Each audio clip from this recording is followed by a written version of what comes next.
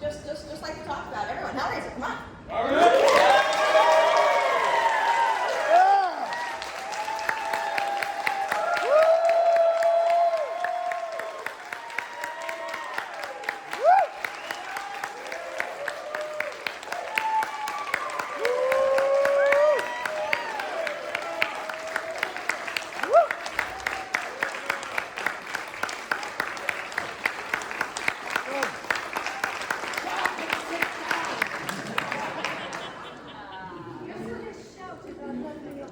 Start the camera. I did. Oh, that's a bit previous, isn't it?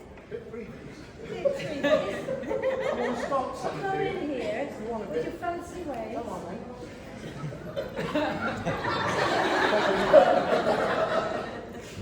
Sorry, that was the worst Cockney accent ever heard by English people. But that's anyway, very beautiful.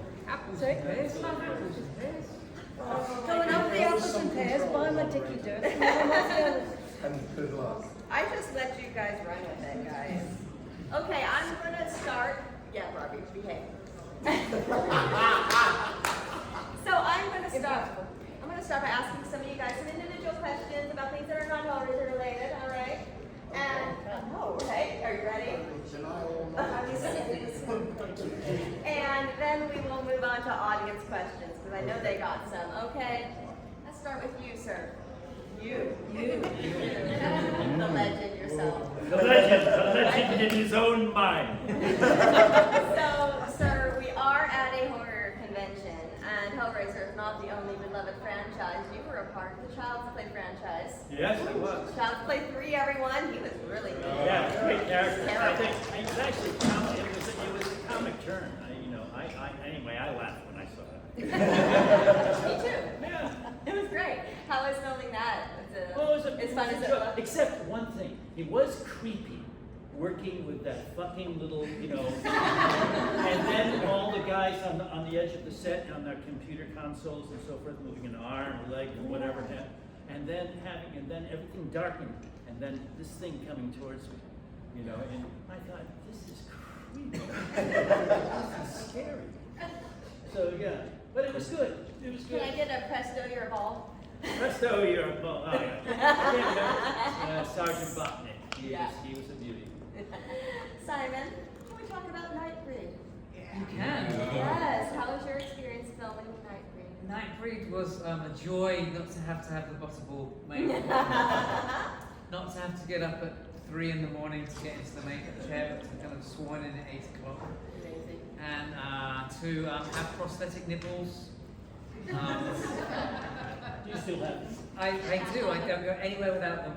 He's got a special little dish. I have a little box, and I do a special one-to-one. If anybody would like prosthetic nipples applying, just see me afterwards.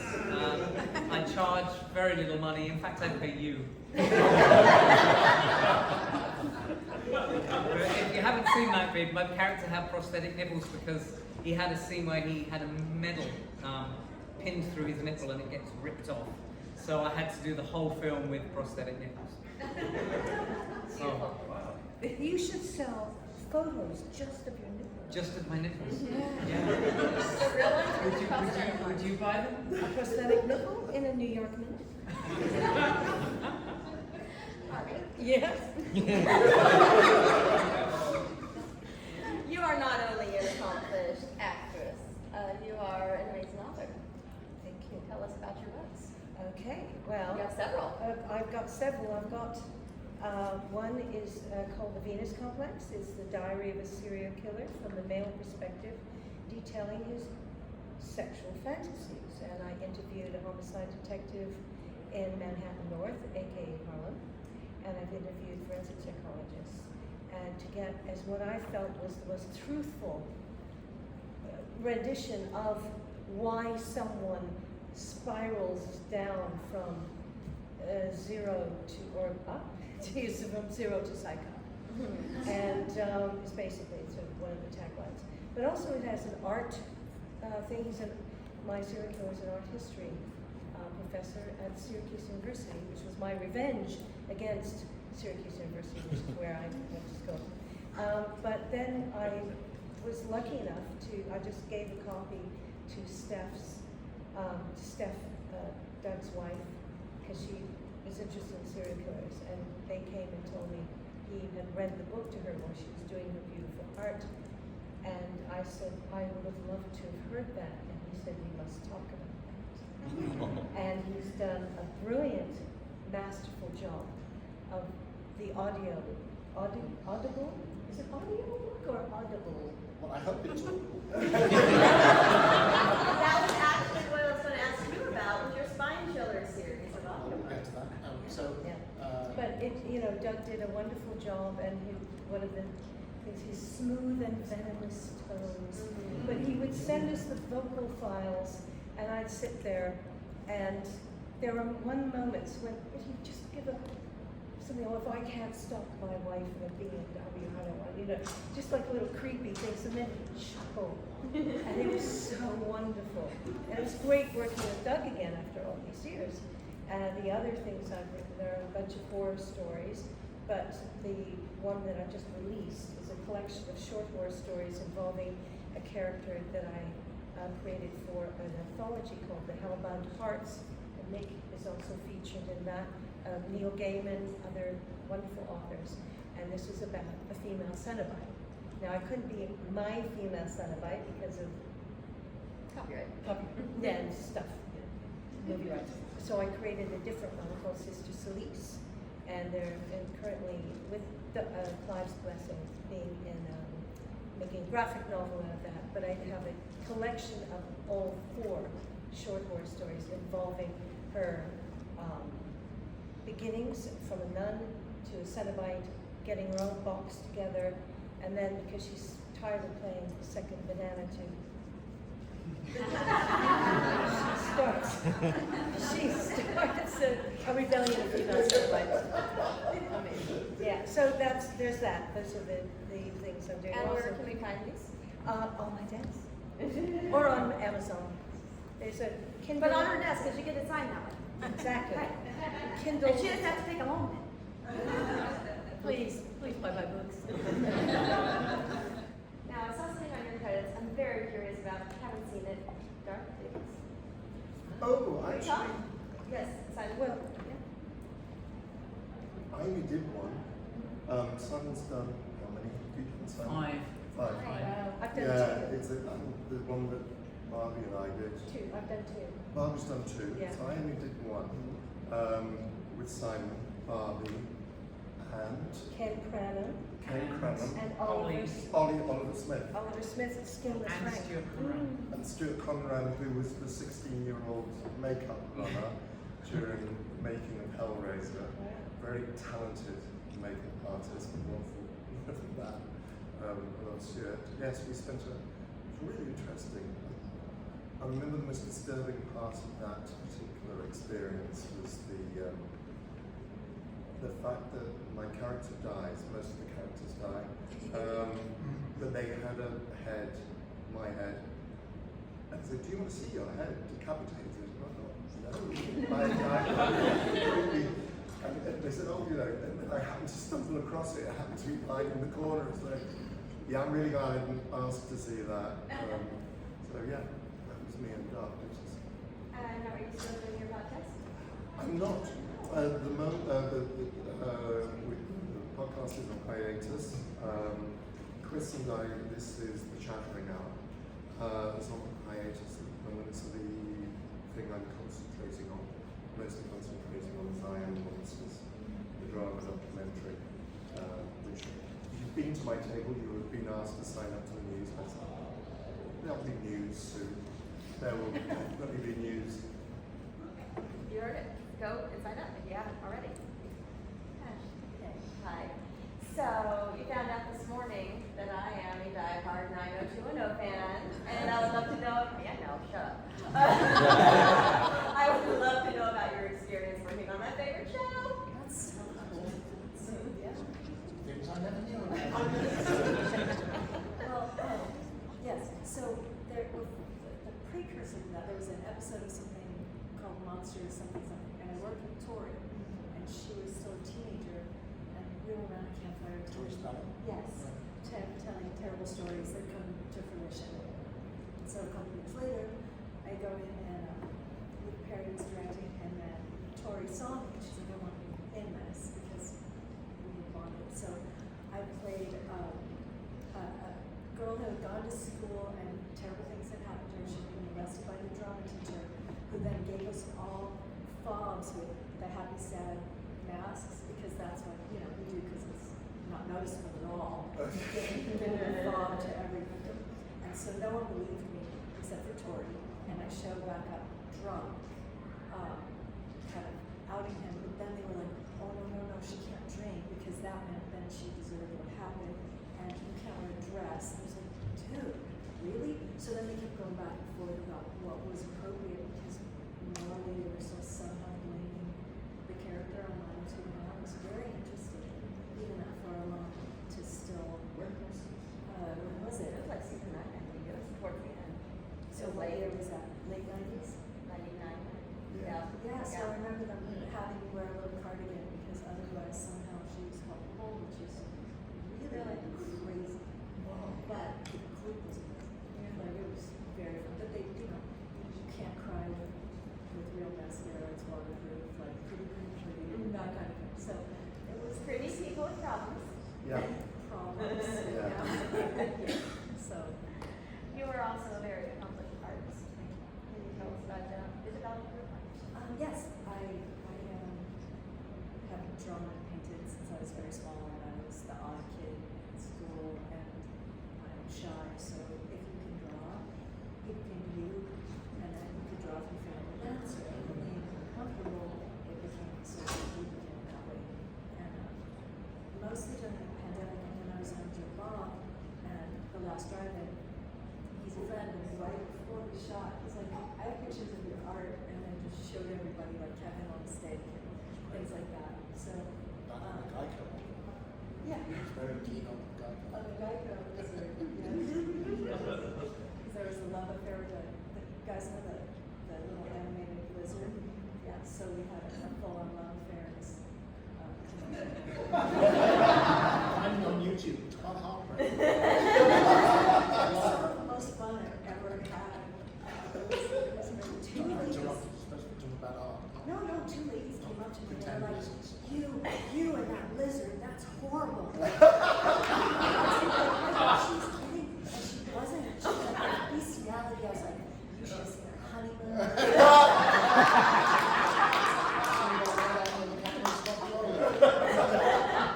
Actually, I don't know if you have it here, but in Chicago, you had your art on your table. Do you have that?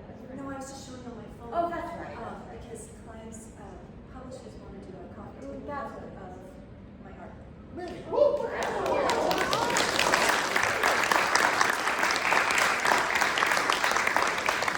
Right here, sweetie. What? I want a copy of it. You're astonishing. Me too. Oh, yeah. So I think all of us talented. do. Yeah, She is. yeah. She is. Yep. Maybe get a group discount. Oh, look at that. I don't want to discount. I want her to get everything she needs. I want her to get everything she deserves. Yeah, so richly. Yes, We're all absolutely. very lucky that we have this. Yes. Yeah. All right, last but not least, of course, our pinhead. Hey, give it up.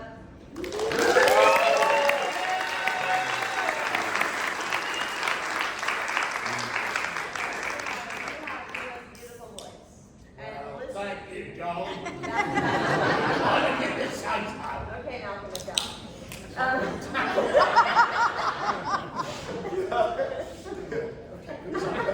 There we go. That's what I was wanting. You have an audiobook series, and listening to you read beautiful classics is kind of, a dream come true. How did Everybody tells me they fall asleep listening to it. Oh, But that's a good thing, I'm not though. sure that this is a compliment. It is. No. It is. I used to drive to work listening to Falling asleep. Falling asleep. I'm still here, so I obviously did. Yeah, that was great. Yeah. Anyway, first thing you want. Yeah. So how did that happen? Like, how did that start for you? I was working with a guy called Tony Luke down in Brighton, initially on a full-length animated film, which was finished, called Dominator. So I was working as a kind of executive producer and doing voiceover on it. Danny Filth did, of Cradle of Filth, did the voiceover on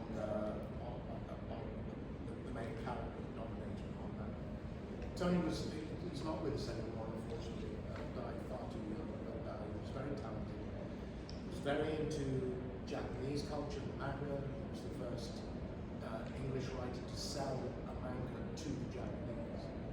And we were working on a sequel, and another guy who we vaguely knew called Alexander Finbo came in to help us work on that. Alex was also bringing some investment into our company, which became Renegade, produced the Spy Chill series. And he said, while we're doing this, I want everybody to do their own project. Tony and I had always talked about wanting to do, this will make sense to the English people on the stage, Jack and Ori for grown-ups. And in particular, H.P. Lovecraft. So we worked on Lovecraft's The Outside, which is me narrating. And I learned the whole damn thing. I was filmed in front of green screen and then taken and mixed as an with animation, a little bit of animation and graphics.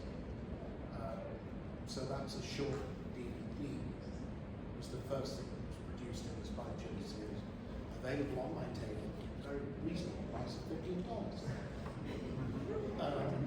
And then we started planning doing the same thing with Telltale Heart, which would have been, though I say so myself, extremely good, except I came away to do some stuff in this country in October, and I got an email from somebody else who was part of our team. We brought in an animator to oversee it while I was away. And she said, he's fucking the whole thing. And he was. I won't go into the technical reasons why. But the Telltale Heart is in limbo. It may happen or not. Alex then said, it seems to me there's a cheaper way to do this, which is just to do audio books. So I was in and out of the studio. We were doing classic horror stories, basically everything that was in public domain. And it ran in the end to 13 volumes, all of which, and the box set, are available. Yeah. And one of the proudest moments of my life was I was in, I think, Toronto or Montreal, I'm sure, and Guillermo del Toro came to my table to tell me that he listened to Spy Chills with his daughter on the school homework and told me he thought they were remarkable. And I was kind of gasping goldfish. So that came to a natural conclusion, those 13 volumes. I sort of carried it forward onto my YouTube channel, where I continued to do that. That was kind of born in lockdown, inspired by Sir Pat Stew, who started reading Shakespeare's sonnets during lockdown, sonnet a day. And I thought, I read at a very early age, and as soon as I could read, I read aloud.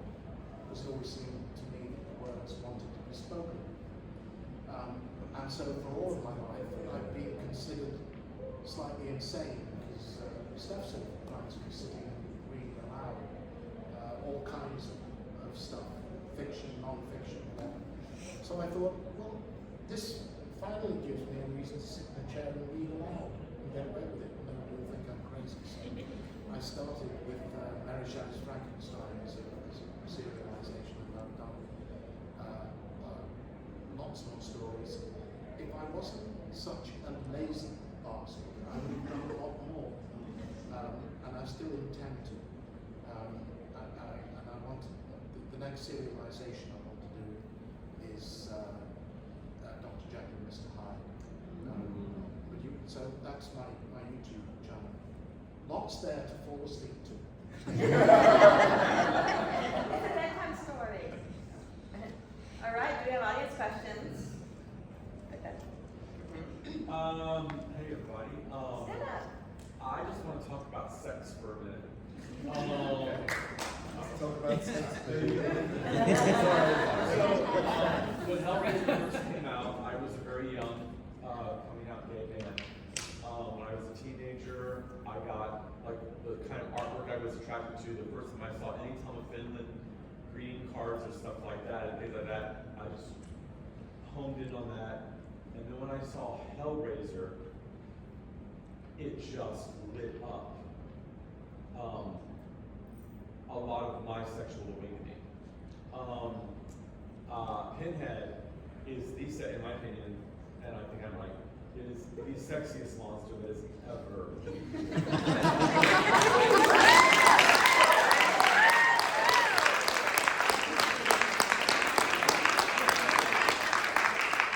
Each of the monsters, this is a big thrill for me to meet you guys, because it's played an important role in my life. All of the Cenobites are sexy. Your last rip up before you say Jesus wept and you lick your lips, hot. And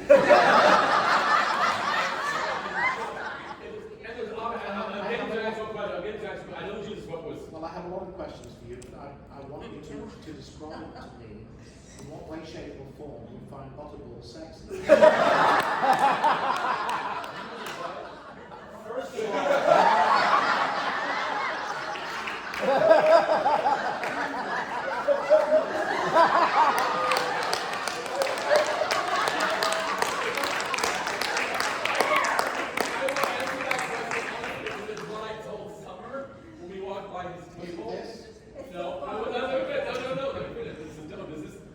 I told somebody yesterday we were walking by a table and I saw a picture of him. I saw a picture of him. You asked me a question, sir, and I'm like, I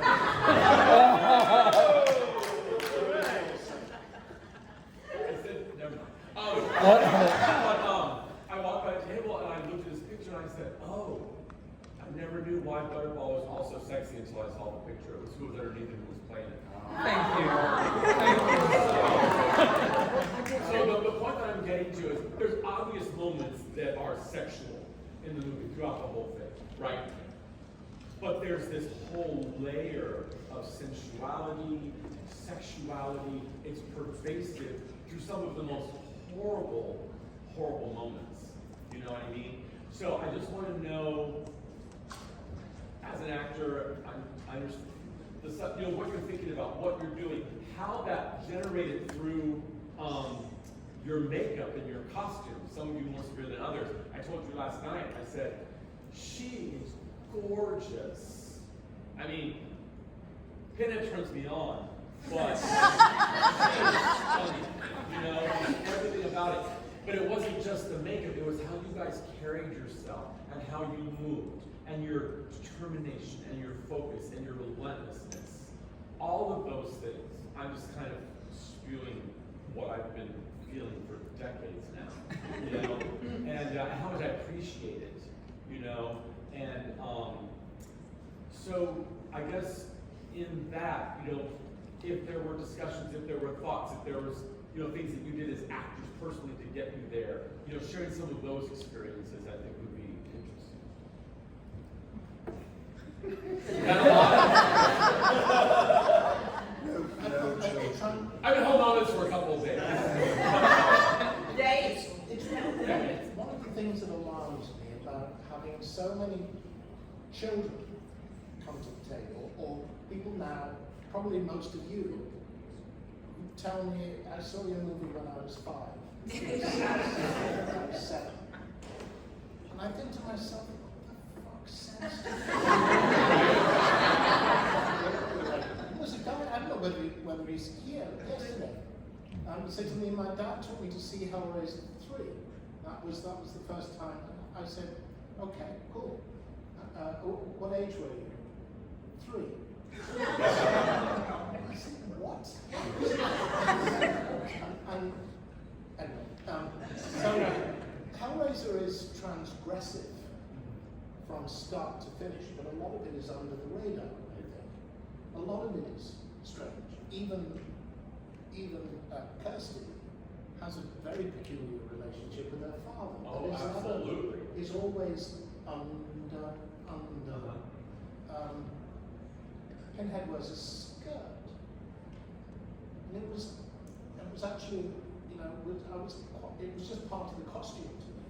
We were actually a little bit away into filming before I thought, this is weird, isn't it? I've got this kind of auto crucifixion head and all this leather and muscle and butch and then skirt. And it softens the image down. I don't know why he turns you on, I can't. That's for a discussion for later. I have told this story, which is when we were filming Hellraiser 3, and we just finished. I think it was a night shoot where Pinhead wipes out the whole of the nightclub. Yeah. So lots and lots of extras.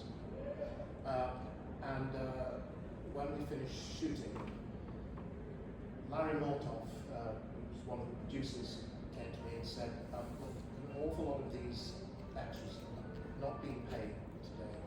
They're here principally because they've got a chance of being in a Hellraiser movie and being in a scene with you. Do you think you could just go and say hello to people? So I took off my costume and my skirt, put jeans on, and the jacket, and I was making my way to go and say hello. Two beautiful North Carolinian ladies appeared, one on each shoulder. And I said hello, and one of them said, we were just wondering what it'd be like to have your babies. I said, the first thing you should know is that the pins go all the way down. And I paused for breath. Voice on my other shoulder said, we were kind of hoping. So to each their own. Just like to say, you are not alone. I have met other people who, fantasies based around the Cenobites. I'm sure, okay, I've told the story, if I tell the story in the show, that one of the magazines, I think may have shown Doug as well, PFIQ, Piercing Fans International Portal. And I did my research on this so that in Iron Monsters, I managed to reach out to the editor, who is still with us, and I described the image that has haunted me for the last 30-odd years. the one I'm thinking of is making it. Yes, exactly that one. And he said, oh yeah, I'm pretty certain the guy's passed. Exactly unique to, I have got the front cover to that particular edition in the movie. It's somewhat, I think that's absolutely right. It is understated. It's there. I remember reading this, and I can't quite how I got involved in these things. Skin 2 magazine and the whole fetish scene. I can't remember who actually balls and Balls. Maybe Chatter needs one.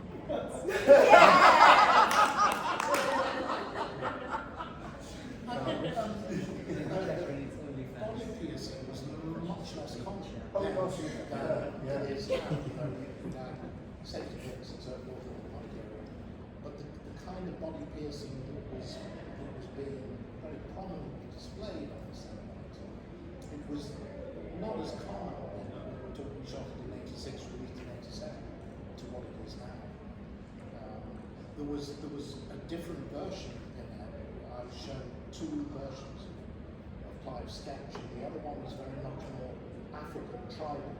The ear things and the scarring was less formal. But I looked at the 2 and I always knew which one Clive was going to come back to, and that was going to be the form. I kind of have worked out why you would find Butterball erotic. Because before each take, they wanted him to look very sweaty. And these days they have a special effect stuff that they put on. But back then, my head was covered before each take in lube. They oiled them up. I was KY jellied. We all were darlings. We all were.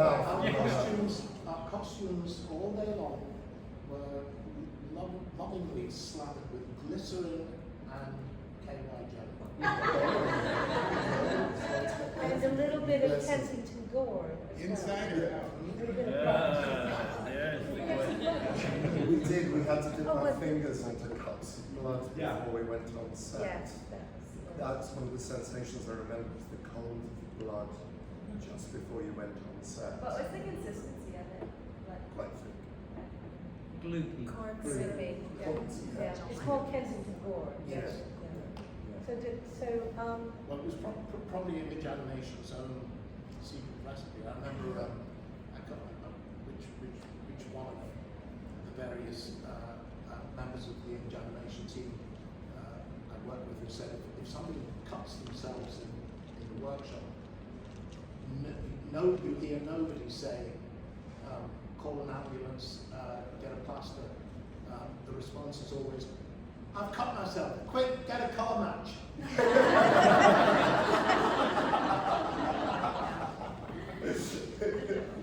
Do we have anyone in this section?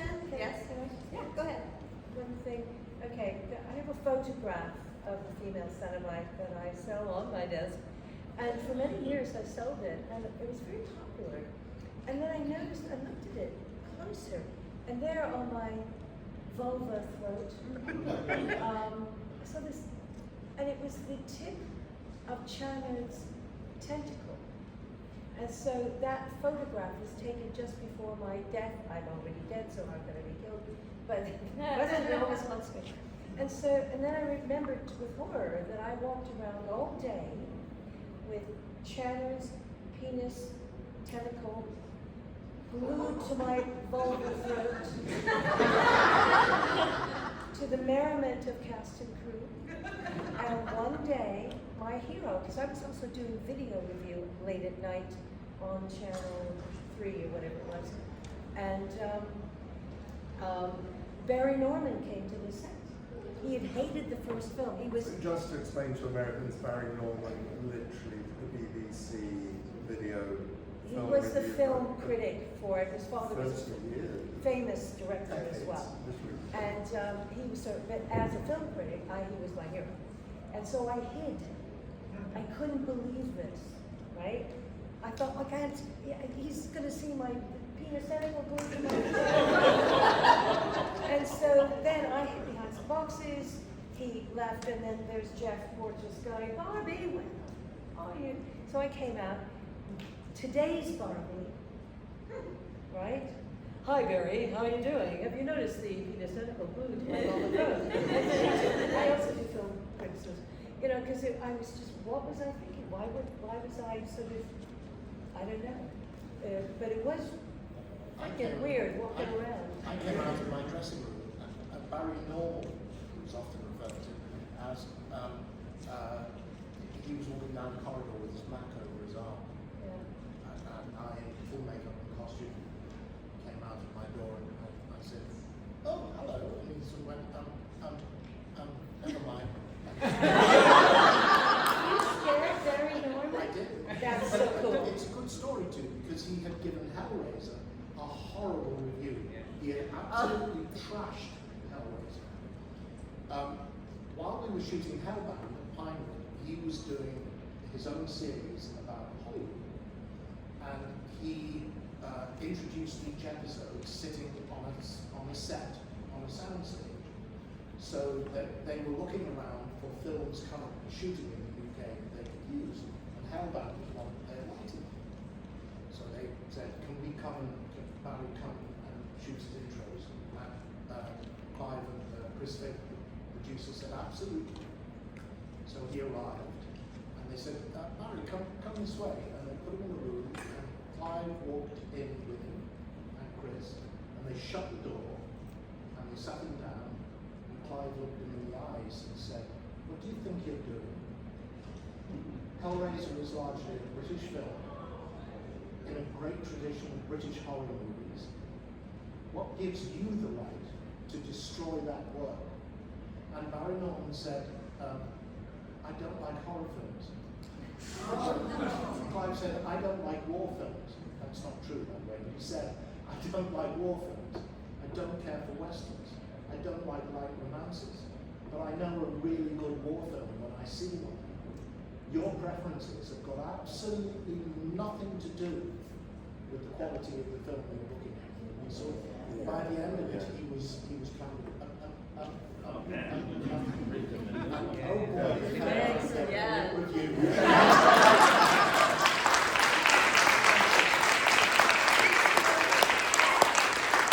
Hellraiser got a great review. And so it should. Yeah. It's brilliant. I didn't know any of that. And His his review of Hellraiser 3 was the acting, proudly accepted, is largely good. Oh. Wow. Which was insulting to the other actors. But not to you. You have one right there? Yep, I kind of wanted to go back to what we were talking about a little bit with the costume and the makeup and design. I would love, I know we don't have tons of time, but if each of you could just mention something that stood out to you in that process, because I'm sure it was very lengthy, that would be awesome. You mean the application process? Yes, absolutely, yes. So putting on the makeup, the costume design. Well, no, you guys are the ones who. Oh, no, no, no. You did it too, though. That was the word, no, at the end, when I'm pulled apart. Yeah. Tell us about And it. then have to put on the skin, right. That was, I mean, the process of doing that pulling apart thing, where they had to give me a life mask, and then they had these little holes where they ripped and put chains and so, I mean, all of that. It was just the worst day of my life. It was fucking horrendous. The guys were really sweet. Yeah, no, exactly. But it was like one of the great moments ever. And one of the happiest moments I've had of acting is coming down the stairs and putting on poor Larry's skin and making sure everything is in place. That was wonderful. I loved it. You know what I loved? I always think of this. I knew exactly when you were Frank, even though it was you, because your eyes changed. And I don't know how the hell you Well, managed to do that. that may have been because they put brown contact lenses in. I'd like to say it was great acting. Like a chameleon where I can have blue eyes and then my eyes turn brown. How do you like that? No, sorry. It was the acting in your eyes. It was the way you looked at her so hungrily. Oh, It was right. that's not what's That's Daddy. the way I always looked at it. That's why people are, these stories came about Kirsty and her dad. What's going on between them, huh? It was when you were Frank, Dad. That's with, right. with Dad's skin. Dad, yes, of course. Confusing. Yes. Well, I just wanted to say I was a TV presenter at the time. I had enormous 80s red hair. I mean, with Claire, she was, it's like having a box of hair on your head. And then the first time I looked in the mirror, and I was bald, corpse fleshed, vulva throat thing with the, and I went, where's me? Where's me? I felt a bit freaked out. Where are my big shoulder pads? Claire's got them. And then I saw a breakthrough came, and I thought, actually, this is really powerful. What a powerful image. And it was, I guess, some people think it was beautiful in its own way. Who designed the set of lights? And it was called image animation. The costumes I don't were. know who designed it. We each They had worked with Clive. an artist responsible for each individually. But who did the makeup design? For your character? But Who was your principal did makeup Clive give you any visual clue, Oh, he any did. graphic clues? So Clive worked with, each of us had an individual artist, I think, who created. Jeff Clive would work with them. I know Jeff worked with Clive on the design, Right. and then Jeff made I the can makeup, imagine and Clive then got approval from not Clive being for involved. making Exactly. this. Yeah. Especially for the Nigel first Who was film. your principal makeup artist? I'm Was it Mark? Mark Was it Collier, Collier? who's got 2 Oscars. Three. Three? Yeah. Three?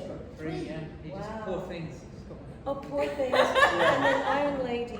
Iron Lady. And the third is, Laurel and Hardy. That's Dan and Dolly. oh, Yes. I did that. That's Dan and Dolly, yes. But he was this young, fair-haired boy who worked so intensely. Also, Little John did my makeup all Yes. occasions. So Mark would have designed female satellite working with a lot. Yeah. But it was the same thing with the whole getting a doodah of your head, and then they designed a doodah of my head. What does that even mean? Well, You know, they cover we your head. follow you, we just get on the wavelength, Yeah. sort of success. You're riding the Barbie train. But you know, Yeah. they cover you up with this gelatinous mass, and then wrap bandages around, and the bandages warm up, and the only input you have is the air through your nostrils, which warms up, and so you think you're going to be suffocated. And so I went, and so it's okay, Bobby. You've got someone who's just clearing the. I thought you had straws in your nose, but no. No. And then you just have to wait there patiently, and then they crack it in half and pour the. Hated that. Yeah. God. Yeah, and they make you've got this little head of yourself, and then they design so it exactly fits your face. One thing- I still have a Polaroid which they took when they were doing my life cast. That point where you're sitting there in Oh, I've got that too, complete yeah. darkness. Yeah. Strips away. They you completely they keep talking to you the whole time. They put a flag in the top of my head and a pair of giant sunglasses on, and they're all standing around me going. And I say, not much longer now, don't you? So when they freed me from the cast, they presented me with the Polaroid of that which I still have. One thing you probably haven't thought about is how a Cenobite goes to the lavatory.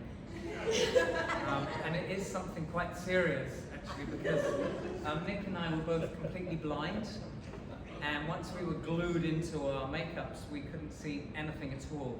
So our experience of going to the lavatory was being led into the gents, and then sensory, feeling where the porcelain was. I think you could find the rest of it, right? We did. Obviously. Easily. Yeah. What are you saying? You gotta learn how to do it in the dark. So just to clarify, the only time I actually had to, these guys wore skirts. We all wore leotards, which obviously go underneath a leotard. They had skirts. I didn't. I had trousers with braces on, and I had a jacket on top that was zipped up the back. Now, I learned very quickly to do not drink liquids, just everything. But there was, I remember, one moment, it was just kind of like, oh God, I have to do something. How the, and it was just pulling stuff and I wasn't wearing a mask, but it was just, what the hell, how the hell did I do that? I did it cleanly, and I was very proud of that. It's the one on the floor, you'd be none the wiser. I was wearing I was wearing a skirt, but I was attached to it. I mean, I had a leotard on, weirdly. I don't know why anybody thought this was necessary. The leotard had the chest pieces and the belly button attached to the leotard, not in the back of the jacket. The jacket went over the top of all of that, and then the leather flaps that were on the jacket were attached to the foam latex that was glued to the leotard with fish hooks, and the tool belt that is attached to the jacket goes through the belly button, which is attached to the leotard. So everything is nothing is coming off quickly, easily, or in a hurry. And having to, you know what that jacket is? Honestly, yeah, I remember What I was saying? Yeah. Trying to pick up handfuls of skirt and hold but it's so much easier for boys. You had it there. I had a glass fiber dome. So you were going, and I had a glass fiber dome of which I was in the middle, so I had this glass fiber dome.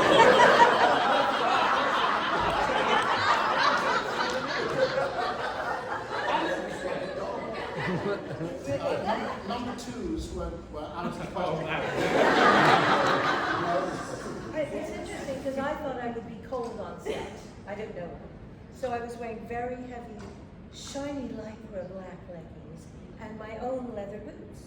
And I always thought that it was more like cassocks than, like what a priest would wear, than a skirt. That was good. Or nuns. But then I thought, halfway My through, shorthand. okay, halfway through the first day, I was starting to feel a bit funny because everything was covered, right? Remember, I don't know, maybe you're all too young, but there was this lovely film called Goldfinger, thank you.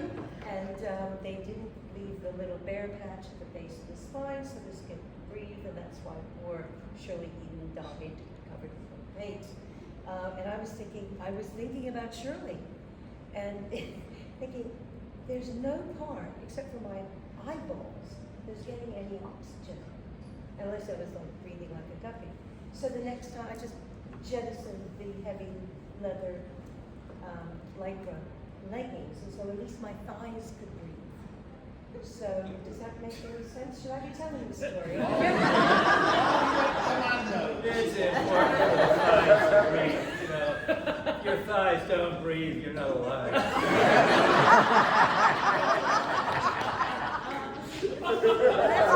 Someone asked another question. Yes. Yeah. So I read Scarlet Gospel, and it blew my mind because you finally get to see just what the Hell Priest is truly capable of. And I guess I have two questions. The first one is, the entire time I'm reading this book, I'm picturing you and I'm hearing your voice. I'm wondering, first off, if you've read the book, what you thought of it, and second off, if that ever got made into a movie, because it's incredible if you haven't read it. Would you come back and do it? I have read it. I think it's brilliant. It's surprising. And the first level that it surprised me on was that, although obviously Hellraiser has a lot of talk about hell, Clive, it seemed to me, was always very, very careful never to define hell in relation to Christian theology. The devil is never mentioned. Satan is never mentioned. I always quote, and I always apologize to Mr. Milton because I will paraphrase horribly, but the preface to Paradise Lost, a work which I know is hugely influential on Clive and feeds into Hellraiser very much, along with Christopher Marlowe's Dr. Faustus. The mind is a place entire unto itself. And here's where I paraphrase it. And capable of making a heaven of hell and a hell of heaven. To that effect. And I always thought that was where we were in Hellraiser, in Hellbound. When you go looking for Daddy and you're told he is in his own hell, child, just as you are in yours. It always seemed to me to be, and I was very, I liked that we were playing in dark spaces in people's heads, not worrying about Christian theology. And then Clive drops up in the Gospels and blows that to fuck. It's Lucifer is in it, and it's theological on a cosmic scale. It's like we were here, now we're there. I mapped all that on the internet where Lucifer's armor. And then he dies in a very thorough kind of way. Yeah. I never allowed that. Sure. That was soliloquy. But the answer to the last part of your question is in a heartbeat. It'd probably be $100 million movie. That fight. It would have to be. I had a conversation with Clive, one of the conversations with Clive during the like 20 years or whatever that the talk about remakes went round and round and round. And it looked as though it was going to be kicking up again. Clive said, I said to Bob Weinstein, I'm up for this, we'll do it. And in my opinion, we would be insane not to use Doug. But he was in his early 30s when he wore the makeup for the first time. He's not anymore. And we shouldn't fight that. We should take advantage of it. We should make this an older Pinhead, a darker Pinhead, less in love with the glib one-liner. And a lot, because time and gravity have done to Doug's face what time and gravity will do, we should take that on board in the image of Pinhead that we present. And I thought that was wonderful, and embrace that. So yes, it would need a big budget because there's extraordinary stuff going on, particularly in the last third. But would I do it? Try and stop it? Yes. Interesting trivia though. When they leave hell, you have to you can't really choose where you come back to Earth. They're watching like a stream of time, and they just kind of go, okay, there, and it lets them off in Preston, Arizona, which is about an hour and a half. Yes, it does. And they're not too happy to be. Yeah. There's not really much up there. So. Yes. Is that like being left in hell? A little bit. Or putting it out into the universe. Yes. Yes. All right, everyone, give it up. Woo!